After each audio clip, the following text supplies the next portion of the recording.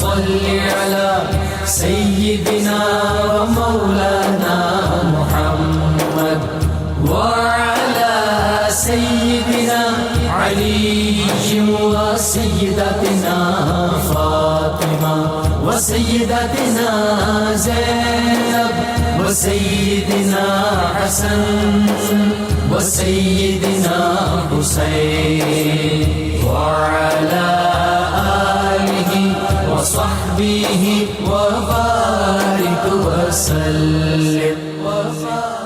الحمدللہ رب العالمین والصلاة والسلام علی سید الانبیاء والمرسلین.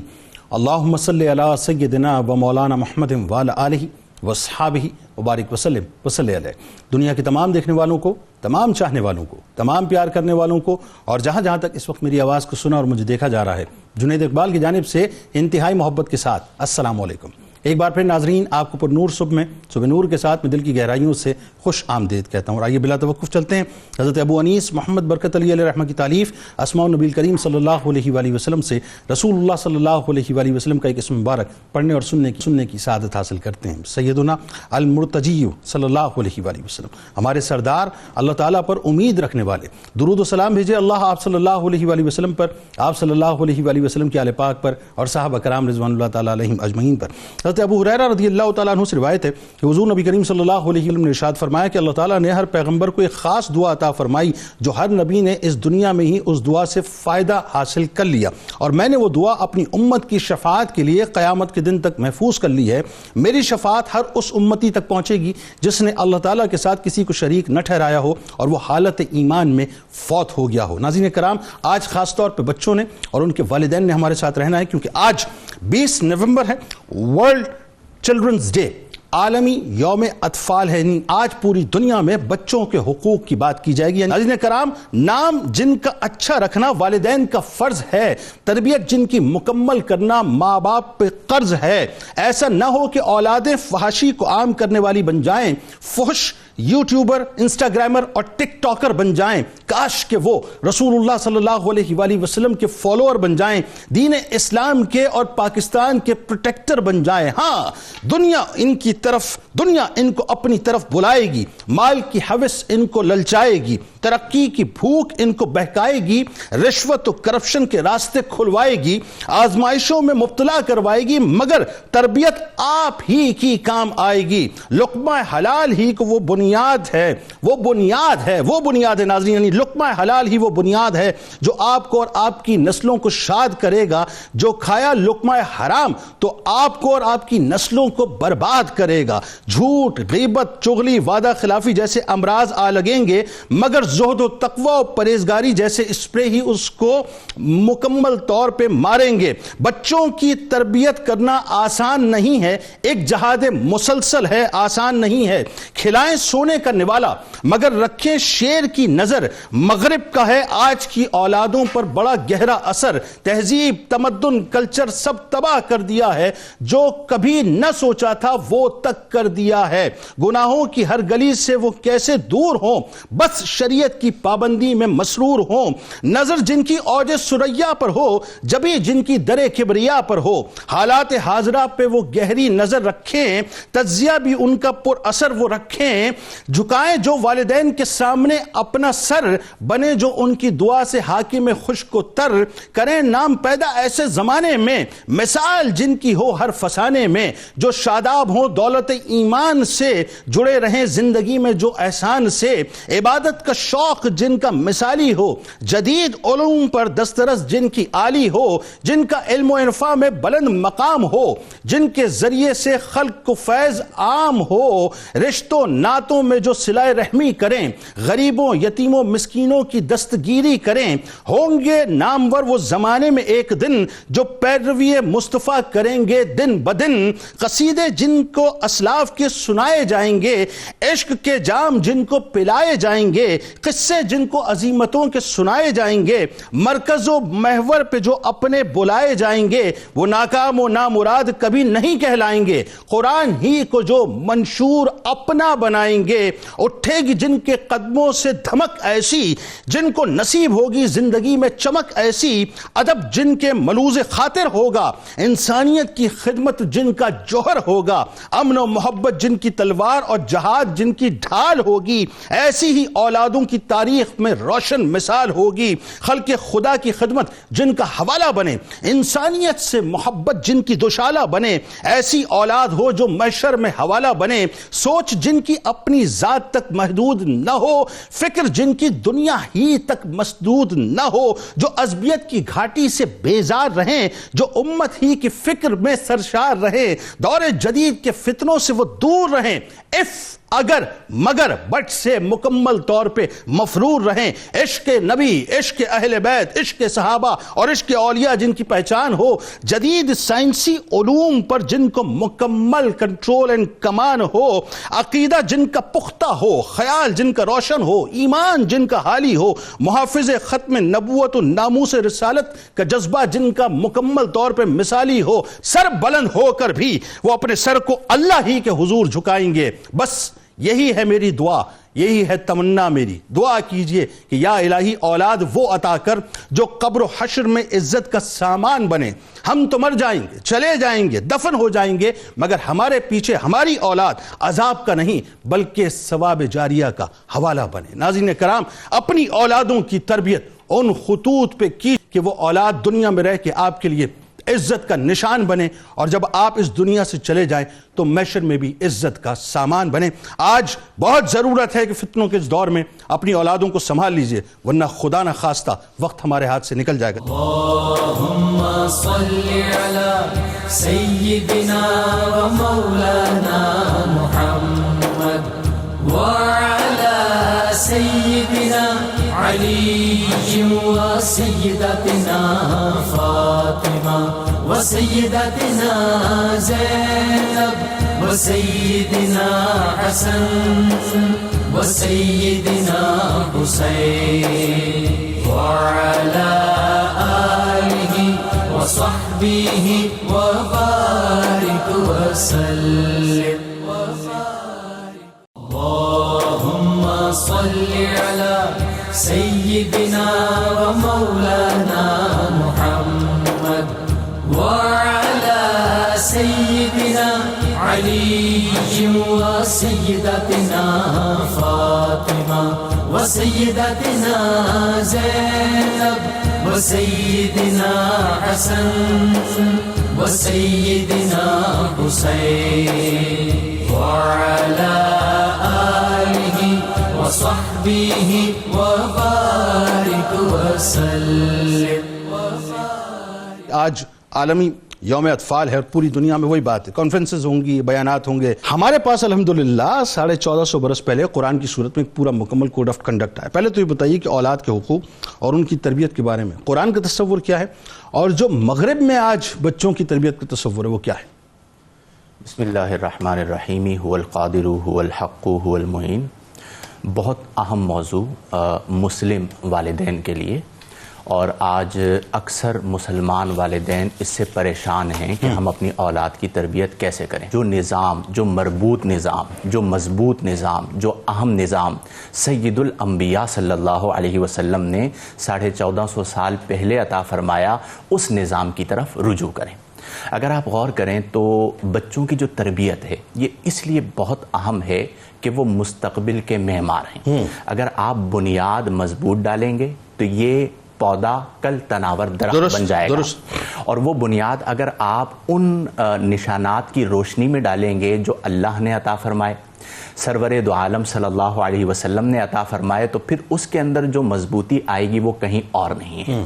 ایک بات اور کہتے ہوئے میں قرآن کریم فرقان حمید کی تعلیم کی جانب آتا ہوں کہ دیکھیں آج کے پرفتن دور میں اسی کی اولادیں محفوظ رہیں گی جو اپنے بچوں کی 4 دیواری کی تربیت مضبوط کریں۔ واہ کیا اچھی بات۔ اگر آپ بچوں کی تربیت 4 دیواری میں مضبوط بنا دیں، وہ دنیا کے کسی کونے میں چلے جائیں، ان میں اخلاق و عادات اور اقدار موجود رہیں۔ واہ اچھی بات۔ اور اگر 4 دیواری کی تربیت کمزور ہوگی تو وہ مسلم معاشرے میں بھی رہ رہے ہوں گے لیکن گل کھلا رہے ہوں گے۔ جہاں تک تربیت کی بات ہے، آپ نے کہا ایک دن آتا ہے یوم اطفال منا لیا گیا. بالکل ٹھیک. تربیت ایک دن میں نہیں ہوتی, ایک مہینے میں نہیں ہوتی, اور سال میں صرف ایک دن سے اطفال کو منسوب کر کے یہ سمجھنا کہ ہم ٹھیکیدار بن گئے ہیں, یہ تربیت نہیں ہے. یہ تھرو پروسیس ہے. جی ہاں, تربیت کا معنی ہوتا ہے کسی بھی چیز کو درجہ بدرجہ اس کے کمال تک پہنچانا. اور تربیت کا تعلق, اسے آپ یوں سمجھیے, ہم دو لفظ استعمال کرتے ہیں, تعلیم اور تربیت. تعلیم کا تعلق ہے نصاب اور کتاب کے ساتھ, تربیت کا تعلق ہے ذات اور کردار کے ساتھ. درست. تو تربیت اسی وقت مفید ہوگی جب آپ کا کردار اعلیٰ ہوگا. درست. بتائیے قرآن کیا کہتا ہے؟ قرآن حمید میں اللہ تبارک و تعالی نے کئی مقامات پر ذکر کیا, لیکن میں دو مقام آپ کی گوشے گزار کرتا ہوں. پہلے مقام پر اللہ نے فرمایا کہ تم اپنے آپ کو یعنی اپنی جانوں کو قو انفسکم واہلیکم نارا وقودھا الناس والحجارہ, کہ تم اپنی جانوں اور اپنے اہل و عیال کو اس آگ سے بچاؤ جس کا ایندھن آدمی اور پتھر ہے. اللہ. اب یہاں پر پہلی بات یہ ہے کہ اللہ نے صرف اپنی جانوں کا ذکر نہیں, اہل و عیال کا ذکر کیا. اس کا مطلب یہ ہوا کہ 1450 سال پہلے والدین کی جانوں کا ذکر نہیں کیا اللہ نے. دیا گیا. جی ہاں, ان کو یعنی ماں باپ کو یہ تصور دیا گیا کہ تمہارے ذمے حقوق اولاد ہیں. اب اس آیت کی تفسیر میں مولا کائنات حضرت علی المرتضی شیر خدا رضی اللہ تعالی عنہ نے کمال تفسیر دو لفظوں میں بیان فرما دی. آپ نے فرمایا کہ اس آیت کا مطلب یہ ہے کہ علموہم وادبوہم, کہ تم انہیں تعلیم بھی دو اور تم انہیں ادب بھی سکھاؤ. یعنی تعلیم بھی آ گئی اور تربیت بھی آ گئی. دوسرا مقام سورہ لقمان کی چند آیات کا میں نے انتخاب کیا کہ حضرت لقمان حکیم رضی اللہ عنہ نے اپنے بیٹے کو کچھ نصیحتیں فرمائی تھی. وہ بنیاد ہیں تربیت اولاد. کیا اچھی بات ہے. آپ نے فرمایا کہ قرآن ذکر فرماتا ہے کہ وَإِذْ قَالَ لُقْمَانُ لِابْنِهِ وَهُوَ يَعِظُهُ, کہ جب حضرت لقمان علیہ السلام نے اپنے بیٹے کو کہا جب وہ اسے نصیحت کر رہے تھے, پہلا جملہ فرمایا یا بنیا, اے میرے پیارے بیٹے. یہاں پر مفسرین نے ایک نکتہ لکھا کہ پہلا ادب قرآن یہ بتا رہا ہے کہ جب اپنے بچوں کو مخاطب کرو تو ان کا نام نہ لو, بلکہ شفقت کے ساتھ اے میرے پیارے بیٹے کہہ کر مخاطب کرو. کسی بھی انداز سے پیار سے پکارو. جی ہاں, یعنی ان کے اندر یہ ایک فطرت ہے, یہ فطرت کا اصول بتایا جا رہا ہے کہ جب بچوں سے پیار سے بات کرو گے تو ان کے اندر وہ بات سرائیت کر جائے گی. تو آپ نے فرمایا یا بنیا, اے میرے پیارے بیٹے, لا تشرک باللہ, اللہ کے ساتھ کسی کو شریک نہ ٹھہرا, ان الشرک لظلم عظیم, بے شک شرک جو ہے وہ ظلم عظیم ہے. اب اس سے نقطہ اخذ ہوا کہ ایک ہے ظاہری تربیت, ایک ہے باطنی تربیت. ٹھیک ہے. اور تربیت میں بنیاد ہے نظریات. تو پہلی جو نصیحت فرمائی وہ درستگی عقائد کی ہے کہ توحید پر قائم ہو جاؤ. تو آپ نے جو ظاہری تربیت کر رہے ہیں اس کے ساتھ باطنی تربیت کی طرف جب آپ آئیں گے تو ان کے نظریات کو عقائد اسلام کے مطابق بنائیں گے. یہ پہلا حق ہے جو حضرت لقمان حکیم رضی اللہ عنہ کے عمل مبارک اور آپ کی نصیحت مبارک سے ظاہر ہوا. پھر اس کے بعد آپ نے فرمایا کہ یا بنیا اقم الصلاۃ, کہ اے میرے پیارے بیٹے نماز قائم کر. اب آپ دیکھیں کہ یہ شریعت محمدی نہیں ہے, پچھلی امتیں ہیں, اور نماز کسی نہ کسی صورت میں ہر شریعت میں موجود رہی ہے, اور نماز کی اہمیت کو وہ سمجھتے ہیں. وہ لقمان حکیم ہیں, تو وہ جب نماز کی ترغیب دے رہے ہیں تو انہیں پتا ہے کہ نماز ایسی چیز ہے کہ ان الصلاۃ تنہا عن الفحشاء والمنکر. یعنی پہلی نصیحت ایک باپ جو اپنے بیٹے کو کر رہا ہے وہ یہ کر رہا ہے. اب ہم سب یہ چاہتے ہیں کہ ہمارا بچہ بے حیا نہ ہو, ہماری بیٹیاں بے حیا نہ ہوں, ان کے اندر کردار کی بلندی ہونی چاہیے, اخلاق کی بلندی ہونی چاہیے. اور تربیت کا معنی یہی ہے کہ برے اخلاق, بری عادات اور غلط ماحول کو اچھے اخلاق, اچھی عادات اور پاکیزہ ماحول میں بدل دینا. تو آپ نے نماز کی تعلیم فرمائی. پھر فرمایا وَأْمُرْ بِالْمَعْرُوفِ, بھلائی کا حکم کر, وَانْہَا عَنِ الْمُنْکَرِ, اور برائی سے منع کر. یعنی اپنی فکر صرف نہیں کرنا. جی, اب جب آپ نے یہ تصور دے دیا کہ تمہیں بھلائی کا حکم کرنا ہے تو اس کا مطلب ہے کہ خود بھی اچھا بننا ہے, تو بچے اچھا ہونا شروع ہو جائیں گے. تمہیں برائی سے منع کرنا ہے تو اس کا مطلب یہ ہے کہ خود بھی برائی سے بچنا ہے, بچے اچھے ہونا شروع ہو جائیں گے.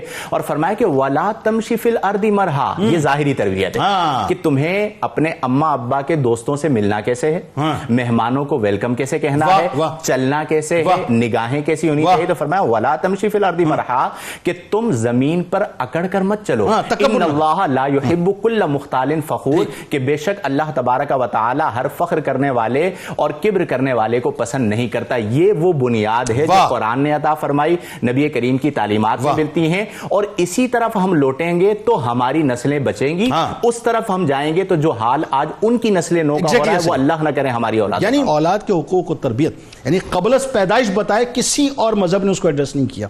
پھر بعد از پیدائش جو احادیث ملتی ہیں، ایک پورا کوڈ آف کنڈکٹ ایک چارٹر دے دیا، بتائیے ذرا۔ بسم اللہ الرحمن الرحیم۔ سب سے پہلے تو اتنے خوبصورت عنوان کے تحت اس پروگرام پر آپ کو مبارکباد۔ شکریہ۔ بالکل آپ نے درست بات ارشاد فرمائی کہ ایسا کوڈ آف کنڈکٹ آپ کو کسی اور شریعت اور کسی اور دین میں نظر نہیں آئے گا۔ ابھی کوئی وجود بھی کسی شے کا نہیں ہے لیکن اس کے حقوق کو بیان کیا جا رہا ہے، تو یہ صرف دین اسلام ہی کا خاصہ۔ بتائیے ذرا۔ اب یہ جو بچے کی ولادت اور بچے کی ولادت سے قبل اور ماں بعد کے جب حقوق کا ہم ذکر کرتے ہیں تو یہ کتنی خوبصورت بات ہے کہ باقاعدہ پوری تفصیل ذکر کی جا رہی ہے۔ تفصیل بتائیے کہ اب آپ کا بچہ جب دنیا میں آنے لگا ہے تو اس کے وجود سے قبل کے جو ذرائع ہیں ان ذرائع کو اختیار کرنے کے کیا کیا حقوق اور کیا کیا ادائیگی کے فرائض ہیں وہ بھی تسلسل ہمیں اپنے سامنے نظر آتا ہے۔ یہاں دیکھیے قبل از ولادت کا جب ہم بات کرتے ہیں اور اگر فہرست بنائی جائے تو اس میں سب سے پہلا جو حق دیا جاتا ہے وہ یہ ہے کہ جب استقرار ہو جائے، جب بچہ ماں کے بطن میں آ جائے، ماں گھر میں خوشی آ جائے، تو استقرار حمل جو ہے اس کی جانب جب اشارہ کیا گیا تو فرمایا کہ یہ زندگی کا حق اسے حاصل ہو جائے گا کہ جب اس میں روح پھونک دی گئی اور اس کے بعد اگر کسی امر کے ذریعے سے اس بچے کو ماں کے حمل میں ہی اگر مارا جائے یا اسے جدا کیا جائے تو یہ قتل کے حکم میں آئے، اسے گناہ کبیرہ کا درجہ دیا گیا۔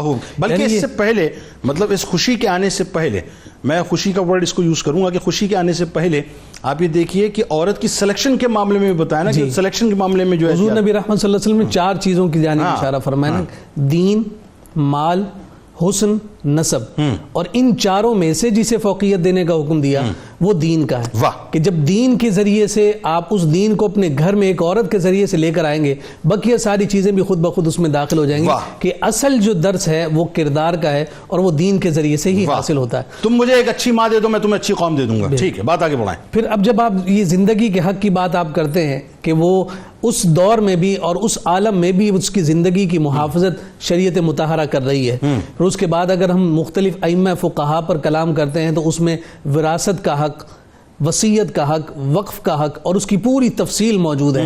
بعض فقہا نے تو یہ کہا کہ بچہ اگر ماں کے پیٹ میں ہے اور ابھی دنیا میں نہیں آیا اور اس پر اگر وراثت کے احکامات کو لاگو کرنا ہے تو لاگو ہوں گے، اس کے حق میں اگر وصیت کی جا رہی ہے اگرچہ دنیا میں نہیں آیا تو وصیت اس پر لاگو ہوگی۔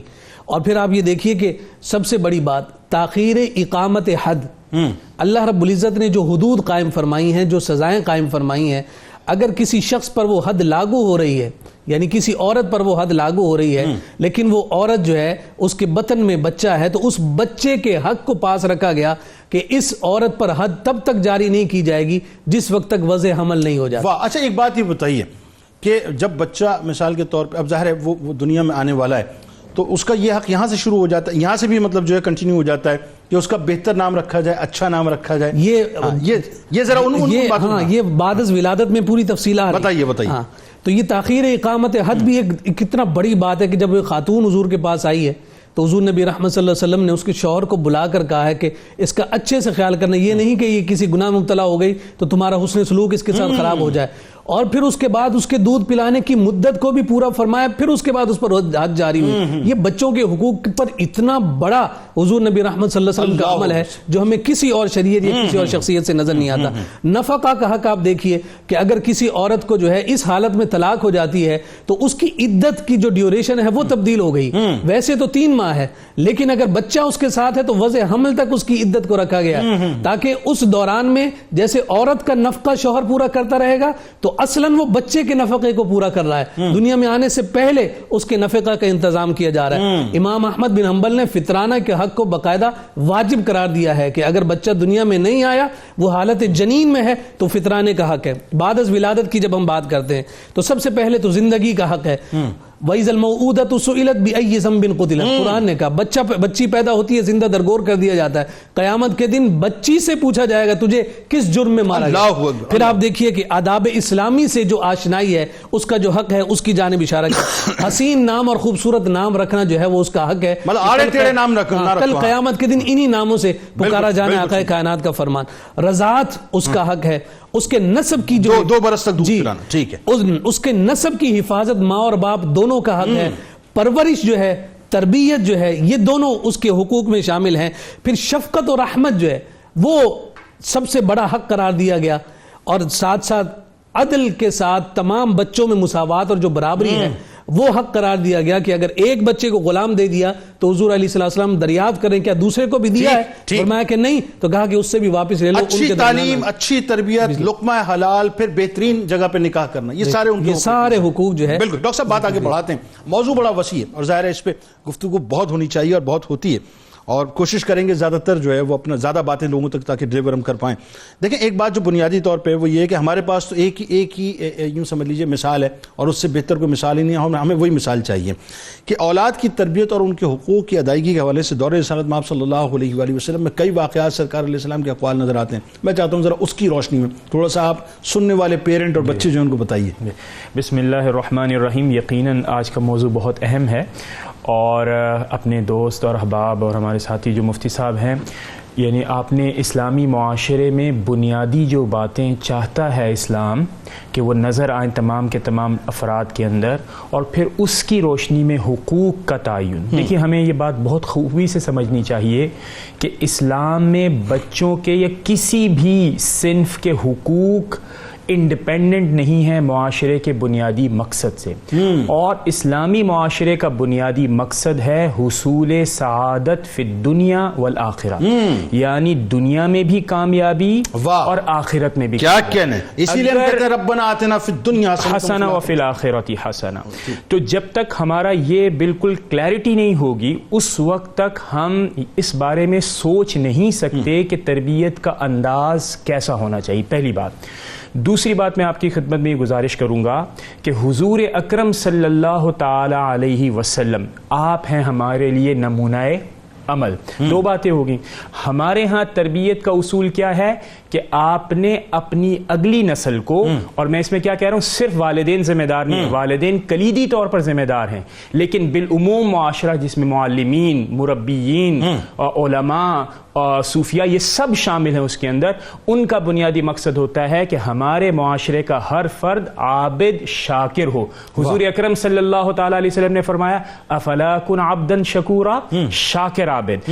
پھر فرمایا اللہ رب العزت کے پیارے دین کے معاشرے کا بنیادی مقصد کیا ہوتا ہے؟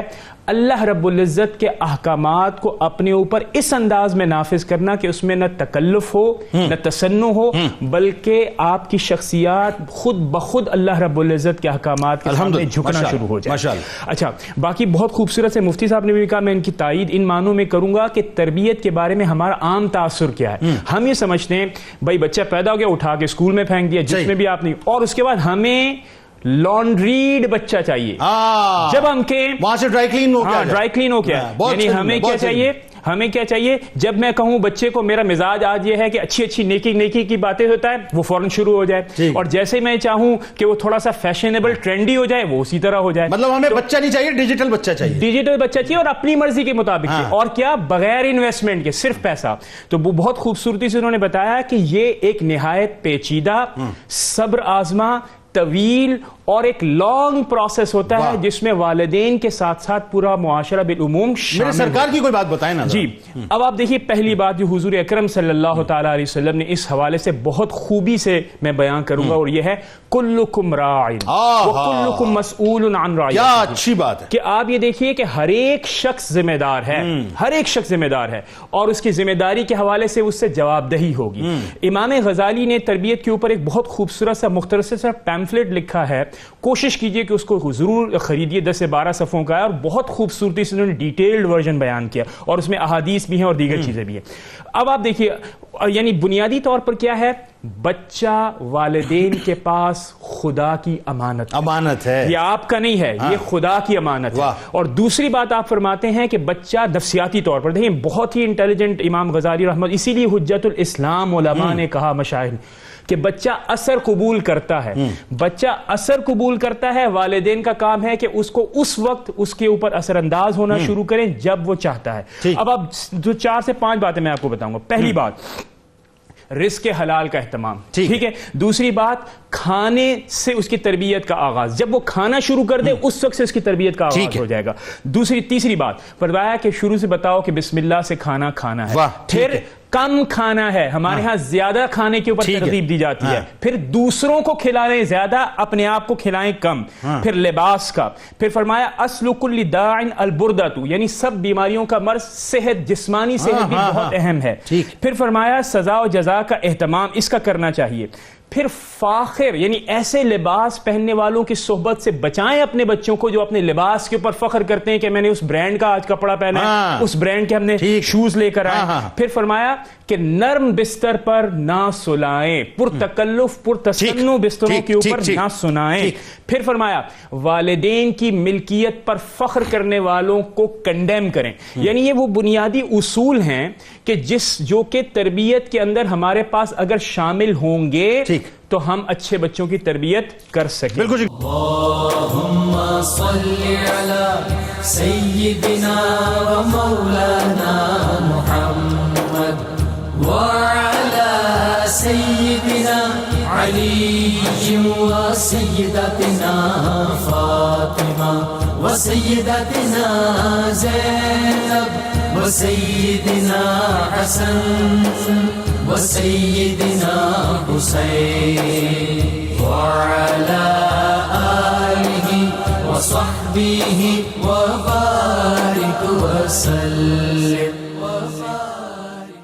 اللهم صل على سيدنا ومولانا محمد وعلى سيدنا علي وسيدتنا فاطمة وسيدتنا زينب وسيدنا حسن وسيدنا حسين وعلى آله وصحبه وبارك وسلم. مفتی صاحب بات کو وہیں سے کنٹینیو کرتے ہیں. اس ڈیجیٹلائز دور میں جہاں بے حیائی، مادیت پرستی، خود غرضی، نفس نفسی اپنے عروج پر ہے، اولاد کی تربیت والدین کے لیے ایک بہت بڑا چیلنج ہے صاحب کہ اتنا سا بچہ جو ہے جس کو ابو شعور نہیں ہے، آپ اس کے ہاتھ میں موبائل فون دے دیجئے، وہ آپ سے زیادہ تیز ترین ایکسس موبائل فون کے اوپر کرے گا. یعنی وہ بچہ جو گود کے اندر، چھوڑیے جی وہ کرالنگ کرنے والا بچہ جو ہے، جو ابھی کرالنگ کر رہا ہے، کرالنگ بھی صحیح طرح سے نہیں آتی، وہ آپ سے بہتر جو ہے موبائل فون پہ ایکسس کرتا ہے. ہاں وہ ٹرالنگ کر رہا ہوتا ہے. کیا اچھا جملہ ہے کہ جو کرالنگ بھی نہیں کر سکتا وہ ٹرالنگ کر رہا ہوتا ہے. یہ صورتحال ہو گئی، کیسے بچائیں گے بچوں کو؟ دیکھیں آج کے اس پرفتن دور میں موبائل انٹرنیٹ کے ذریعے جو فساد آ رہا ہے وہ محتاج بیان نہیں ہے. اس میں ایک بات تو میں یہ عرض کرنا چاہوں گا کہ آپ تربیت کو اپنی ترجیح بنا لیں، کوئی مشکل کام نہیں ہے. مسئلہ یہ ہوتا ہے کہ ہم تربیت کو اپنی ذمہ داری سمجھتے ہی نہیں. ہم کہتے ہیں ہم نے اسکول بھیج دیا، مدرسے بھیج دیا، اب استاد جانے اور بچہ جانے. تربیت بنیادی آپ کی ذمہ داری ہے، اور اس کے لیے آپ کو یعنی باپ کو بیٹوں کو اپنے سے جوڑنا ہوگا اور ماں کو بیٹیوں کو اپنے سے جوڑنا ہوگا. وہ اس طرح کہ آپ انہیں اپنے ساتھ بٹھائیں اور اس انداز کے اندر کہ انہیں محسوس بھی نہ ہو، آپ قرآن و حدیث کی روشنی میں ان کی تربیت کریں. دیکھیں بچپن کا جو زمانہ ہوتا ہے اسے کہا جاتا ہے کن نقشی علی الحجر، کہ جیسے آپ پتھر پر نقش کر دیں. بچپن میں جو آپ نے تربیت کی ہے یہ یوں ہے، اس کی پوری زندگی پر جو اثر ہوتا ہے وہ بچپن کا ہوتا ہے. وہ ماں باپ جو بچپن ہی سے اپنے بچوں کو نمازی بنا دیتے ہیں، ساری زندگی نماز پڑھتے رہتے ہیں. وہ ماں باپ جو بچپن میں اپنے بچوں کو نمازی نہیں بناتے، بعد میں پھر جب وہ دین کے قریب آ جاتے ہیں تو بڑی کوشش کرتے ہیں لیکن وہ نمازی نہیں بنتے. اس کی وجہ کیا ہے کہ جو اصل ٹائم تھا وہ آپ نے ضائع کر دیا، ان کو والدین کی نماز جنازہ تک نہیں پڑھنے آتی. پھر دوسری بات یہ ہے کہ دیکھیں جو موبائل وغیرہ کا آپ نے ذکر کیا، صوفیہ کے یہاں کہا جاتا ہے کہ العین باب القلب، آنکھ دل کا دروازہ ہے، دل میں جو بھی داخل ہوگا وہ آنکھ کے ذریعے داخل ہوگا، اسی لیے نگاہوں کی حفاظت کا حکم دیا گیا۔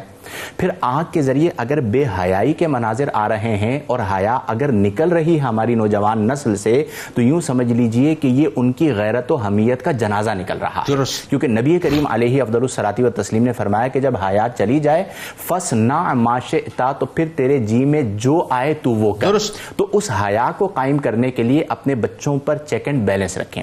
پھر اس کے بعد سب سے اہم بات یہ ہے کہ آج دنیا میں وہ چند افراد کہ جنہیں دنیا مسلمانوں میں ایک بہت بڑی تعداد فالو کر رہی ہوتی ہے، ملینز کے اندر ان کے لائکس ہوتے ہیں، وہ ہمارے بچوں کو کیا دے رہے ہیں؟ فحاشی، اوریانی، بے حیائی اور بے مروتی، سارا اور پھر ان کی اپنی جو اولادیں ہیں جنہیں فالو کیا جا رہا ہے وہ کیا گل کھلا رہی ہیں۔ ایسے تو آپ اس بات کو سمجھیں کہ ہم نے اپنے بچوں کو یہ سمجھانا ہے کہ آپ کا کردار نبی کریم کی سیرت کے مطابق ہونا چاہیے۔ اگر آپ کا بچہ دنیاوی حوالے سے کسی ایسے شخص کو فالو کر رہا ہے کہ جس کا کام یہی ہے یا اس کی سورس آف انکم یہ ہے کہ معاشرے کے اندر بے حیائی کو عام کرنا، اور وہ اس پر کام کر رہا ہے، تو پھر آپ کے بچوں کے پاس جو چیز آئے گی وہ بھی اسی نوعیت کی ہوگی۔ بڑا مسئلہ مفتی صاحب کیا ہے میں آپ کو بتاؤں۔ اب دیکھیں بات تم کر رہے ہیں، بات آپ بہت اچھی کر رہے ہیں، اس میں کوئی دوسری آئیڈیل سچویشن تو یہ جو آپ فرما رہے ہیں، پرابلم کیا ہے؟ پرابلم یہ ہے کہ جب بچہ والدین سے ڈیمانڈ کرتا ہے نا مجھے یہ چاہیے، اور والدین نہیں دیتے، تو اس کے تو ڈورز اوپن ہے نا، اس کے دوست بھی ہیں، اس کے اسکول کے کولیگز بھی ہیں، اس کی یونیورسٹی کے کولیگز بھی ہیں، اس کو تو ہر چیز کا ایکسیس مل جاتا ہے۔ آپ یہ سمجھ رہے ہیں کہ آپ کے بچے کو آپ نے جو ہے وہ اپنا بڑا باؤنڈ کر کے رکھا ہے، اس کے سامنے دنیا ایکسپلور ہوئی ہوئی ہے۔ اس پرفتن دور میں، اس ڈیجیٹلائز دور میں بچے کو بچائے کیسے؟ یہ دیکھیں باؤنڈ جو آپ نے فرمایا، میں اس بات کا قائل ہوں ذاتی طور پہ کہ اگر آپ باؤنڈ کرنا چاہیں گے تو اس کا اور نقصان ہوگا۔ اچھا، آپ باؤنڈ نہیں کر سکتے، آپ ان کے اندر وہ جذبہ بیدار کر سکتے ہیں۔ آپ اس لمحے کی بات کر رہے ہیں کہ جب تربیت کا وقت آپ گزار چکے، اچھا اب بچہ اس نہج پر پہنچ چکا ہے کہ آپ اسے منع بھی کریں گے تو اس کے پاس راستے موجود ہیں۔ آپ کا کہنا یہ کہ پلانٹیشن شروع سے آپ کریں تو بچہ، ہم نے دیکھا ہے ایسے ماں باپ کو اس معاشرے میں ایسے ہیں کہ بچے اپنے ماں باپ سے آنکھ نہیں ملا پاتے، وہ کوئی قدم اٹھا رہے ہوتے ہیں تو سوچتے ہیں کہ میرے والد صاحب کے دل پر کیا گزرے گی، میری والدہ کے دل پر کیا گزرے گی۔ وہ اگر آپ نے بنیاد صحیح رکھی ہے نا، پھر آپ بچے کو سمجھاتے ہیں تو بچہ فوراً سمجھ جاتا ہے۔ جب آپ نے بنیاد، یعنی آپ کے پاس ٹائم ہی نہیں ہے کہ آپ اپنے بچے کے پاس بیٹھیں، ٹھیک ہے، آپ کو یہ وقت ہی میسر نہیں ہے کہ آپ کا بچہ کیا کر رہا ہے، کن دوستوں کی کمپنی میں بیٹھ رہا ہے، کہاں پر جا رہا ہے، کیا اس کے شب و روز گزر رہے ہیں، وہ رات کو کتنی دیر تک جاگ رہا ہے، اس کا موبائل کہاں کہاں تک جا رہا ہے، جب آپ ان سب چیزوں کو نظر انداز کیے ہوئے 10 سال گزار لیتے ہیں، اب وہ بگڑ چکا، سارا فساد آ چکا، اب بنیاد ٹیڑھی ہو چکی ہے، اب بنیاد پوری ٹیڑھی ہو چکی، بربادی آ چکی، اب بچہ راہ راست پہ نہیں آتا تو پھر لے دے کر آپ آتے ہیں کہ کوئی تعویذ ہی بنا کے دیتے کہ ہمارا بچہ سدھر جائے۔ تو اب تعویذ کہاں سے اثر کرے گا کہ آپ نے بنیاد کو خراب کر دیا۔ تو اس کا مطلب پوائنٹرز یہ ہوں گے کہ سب سے پہلے بچوں کو اپنے ساتھ نماز کے لیے کھڑا کریں، بہنیں جب نماز ادا کریں بچیوں کو، بیٹیوں کو ساتھ نماز کے لیے کھڑا کریں، جب آپ خطابات میں جائیں تو اپنے بچوں کو لے کر جائیں، اپنے ساتھ بٹھائیں تاکہ وہ خطابات سن کر دین کو سیکھیں۔ پھر اس کے بعد آپ اپنے بچوں پر چیک اینڈ بیلنس، جو آپ نے جملہ کہا بہت اعلیٰ ہے کہ آپ جو ہے وہ لقمہ اچھا کھلائیں لیکن نگاہ جو ہے وہ آپ شیر کی رکھیں۔ جب آپ چیک اینڈ بیلنس رکھیں گے تو پھر آپ کو پتا ہوگا، اور اگر کوئی ایسی چیز آ جاتی ہے تو پیار محبت سے بچوں کو سمجھائیں کہ بیٹے ہم مسلمان ہیں، ہم نے ان اقوام پر اپنے آپ کو قیاس نہیں کرنا جنہوں نے عزت، غیرت، حمیت، تمام چیزوں کا جنازہ نکال دیا۔ ہم نبی کریم کے امتی ہیں، ہمارا کردار ایسا ہونا چاہیے کہ لوگ یہ کہیں کہ امتی ایسا ہے تو نبی کی شان کیا۔ اللہم صلی علی سیدنا و مولانا محمد وعلی سیدنا علی و سیدتنا فاطمہ و سیدتنا زینب و سیدنا حسن وسيدنا حسين وعلى آله وصحبه وبارك وسلم اللهم صل على سيدنا ومولانا محمد وعلى سيدنا علي وسيدتنا فاطمة وسيدتنا زينب وسيدنا حسن وسيدنا حسين وعلى آله وصحبه وبارك وسلم. علامہ صاحب ایک جو بات بڑی اہم ہے اس میں، ابھی جیسے مفتی صاحب فرما رہے تھے، ایک وقت خدا نہ خواستہ ایسا آ جاتا ہے کہ پھر والدین کے جاری عاملین کے پاس جا رہے ہوتے ہیں، تعویذ گنڈوں کے لیے جا رہے ہوتے ہیں. اولادوں کی بے راہ روی کا شکار ہونے کی بنیادی وجوہات کیا ہیں، یہ ذرا آپ لوگوں کو بتائیے، اور ساتھ ساتھ یہ بھی بتائیے کہ اس مطلب ہم سے کمی کہاں رہ جاتی ہے بنیادی طور پہ. جی بسم اللہ الرحمن الرحیم. دیکھیے بہت خوبصورت سوال، اور مجھ سے قبل قبلہ مفتی صاحب نے بہت ہی جامع انداز میں نظر فرمائی ہے. اس میں کوئی دو رائے نہیں کہ والدین کا آج کے اس دور میں جو سب سے بڑی آزمائش ہے یا سب سے بڑا امتحان ہے وہ یہی ہے کہ اولاد جو ہے وہ نافرمان ہوگی. اس کا بنیادی سبب یہ ہے کہ جس وقت کو انہوں نے تربیت کے ساتھ ان کے لیے گزارنا تھا، اس وقت کو انہوں نے یوں سمجھیے کہ ایک غیر محسوس طریقے سے ضائع کر دیا. اپنے تئیں انہوں نے یہ کوشش کی کہ ہم نے اولاد کو سب کچھ دیا، لیکن اصلاً وہ انہیں کچھ نہیں دے سکے، چونکہ جس وقت میں انہیں تربیت کی حاجت تھی اس وقت انہیں تربیت نہیں ملی. لیکن اب جب اولاد جوان ہو گئی تو اب چاہتے ہیں کہ اولاد کی تربیت کی جائے. یہ کسی طور پر بھی ممکن نہیں. اچھا، پھر ہمیں اس جانب بھی نظر کرنی ہوگی کہ کیا واقعی جن چیزوں کو ہم ریزنز بناتے ہیں، جن چیزوں کو ہم اولاد کے نافرمان ہونے کی وجوہات بناتے ہیں، کیا واقعی وہ ریزنز یا وجوہات ہیں اصلاً وہ ہیں یا فروعاً وہ ہیں؟ یعنی مثال کے طور پر عام طور پہ کہا جائے کہ بھائی اولاد نافرمان کیوں ہے، تو آپ کہتے ہیں جی دین سے دوری کی وجہ سے. ٹھیک ہے. آپ کو ایسے دیندار گھر بھی ملیں گے کہ جہاں پر بیٹا اپنے ماں باپ کی نافرمانی کرتے ہوئے، ان سے بدتمیزی کرتے ہوئے نظر آئے گا. نوح علیہ السلام کا بیٹا کنعان ایک بہت بڑی مثال. ظاہر دین سے دوری ایک وجہ تو ہے لیکن مکمل وجہ نہیں ہے. آپ کہیں گے چلو یہ بات ٹھیک ہے، جہالت کی وجہ سے ایسا ہوتا ہے.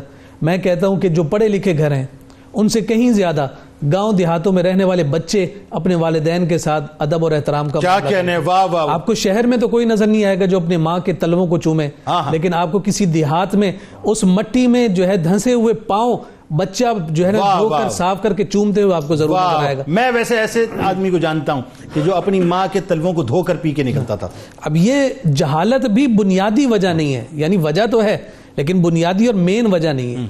اصل وجہ کیا ہے؟ اصل وجہ یہ ہے کہ ہمارا وہ وقت جو ہے وہ تربیت کے بغیر ہم گزار دیتے ہیں. جیسے کہ حضور نبی رحمت صلی اللہ علیہ وسلم کا فرمان ہے، اور یہ فیزز بنائے گئے نا باقاعدہ، چونکہ گریجولی یہ پورا ایک سلسلہ ہے، ایک دن کا نہیں، سال کا نہیں، بلکہ مستقل تربیت کا ایک سلسلہ ہے نا.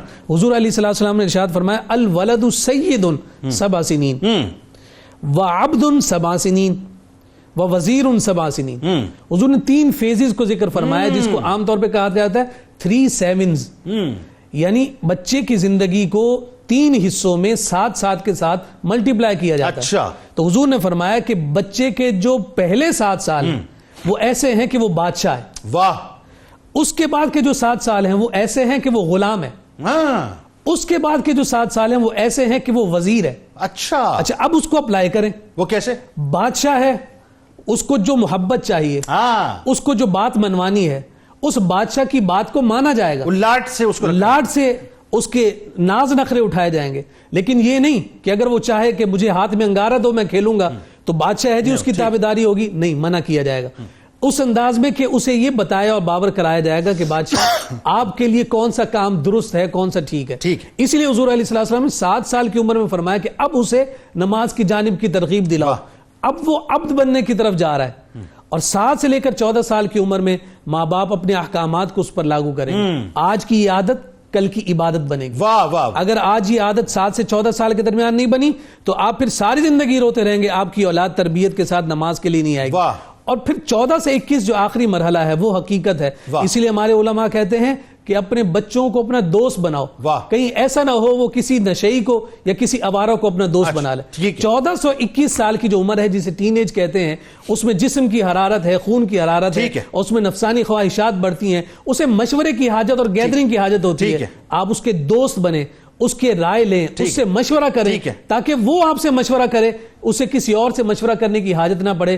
ماں باپ سے اچھا مشورہ کوئی نہیں دے گا. جب گھر سے مشورہ ملے گا خود بخود اس کی تربیت کا پروان. بہت شکریہ. آپ تینوں اب آپ کب تشریف لائے. کتاب الشفا، شوگر کا روحانی علاج آپ کے سامنے پیش کرتے ہیں. بہت سے لوگ اس امراض میں مبتلا ہیں. اللہ تعالیٰ سب کو شفا عطا فرمائے. توجہ سے سنیں سورہ بنی اسرائیل کی آیت نمبر 80. 3 ماہ تک بلا ناغہ صبح و شام 3 بار پڑھ کر پانی پر دم کر کے مریض کو پلائیں. انشاءاللہ شوگر کے مرض سے شفا مل جائے گی. حضرت علی کرم اللہ وجہ الکریم کا بڑا کمال قول مبارک دل کی سماعت سنیے کہ جو شخص میانہ روی اختیار کرتا ہے دولت مندی اس کا ساتھ دیتی ہے اور میانہ روی سے اس کا فقر اور نقصان کا تدارک ہوتا ہے. اللهم صل على سيدنا ومولانا محمد وعلى سيدنا علي وسيدتنا فاطمة وسيدتنا زينب وسيدنا حسن وسيدنا حسين وعلى آله وصحبه وبارك وسلم.